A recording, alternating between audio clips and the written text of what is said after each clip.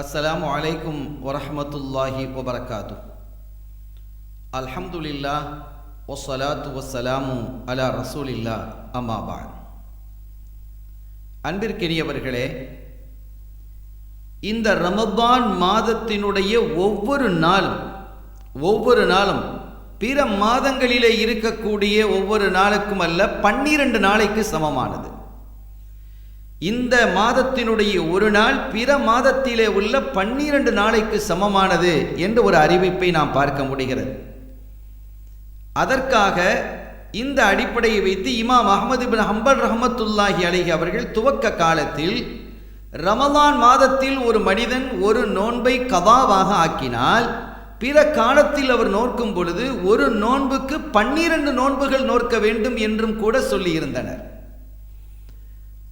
ஃபதுலு ரமதான அலசனை அஷர ஷஹ்ரா என்று ஒரு ஹதீதை பார்க்க முடிகிறது. ஃபமன் அஃப்தர யௌமன் மின்ஹு கான அலைஹி இத்னா அஷர யௌமன். எவன் அந்த நாளில் நோன்பை விடுகிறானோ அந்த புனித மாதத்தில் அவன் 12 நாட்கள் பிற மாதங்களில் நோக்க வேண்டும் என்ற ஒரு அறிவிப்பை காண முடிகிறது. இது நோன்பு நோற்பதற்காக அல்ல, மாறாக அதனுடைய மகத்துவத்தை அவன் அந்த நாளில் நோன்பை விட்டுவிடக்கூடாது, கலாவாக ஆக்கிவிடக்கூடாது என்பதில் கண்ணும் கருத்துமாக இருக்க வேண்டும் என்பதற்காக சொல்லப்பட்ட செய்தி இது என்பதை நாம் விளங்கிக் கொண்டு இந்த காலங்களில் எந்த விதமான விடுப்பும் இல்லாத அளவிற்கு புனித ரமதானை நாங்கள் நிறைவுபடுத்த வேண்டும் என்பதை கவனத்தில் கொள்வோமாக. அதே போன்று யார் இந்த புனித மாதத்தில் ஈமானோடு நம்பிக்கையை ஆதர வைத்தவர்களாக, நன்மையை ஆதர வைத்தவர்களாக நோன்பு நோக்கினார்களோ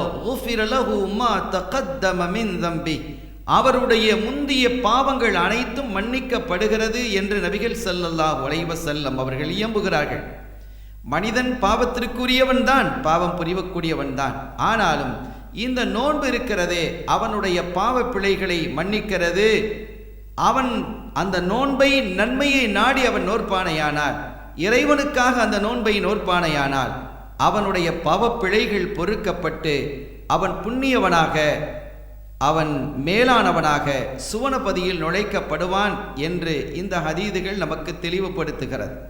எனவே சங்கையான இந்த ரமலானை மேன்மைப்படுத்தி ஒரு நோன்பு கூட விடுப்பு ஆகிவிடாமல் நாங்கள் பாதுகாத்து கொள்ள வேண்டும்.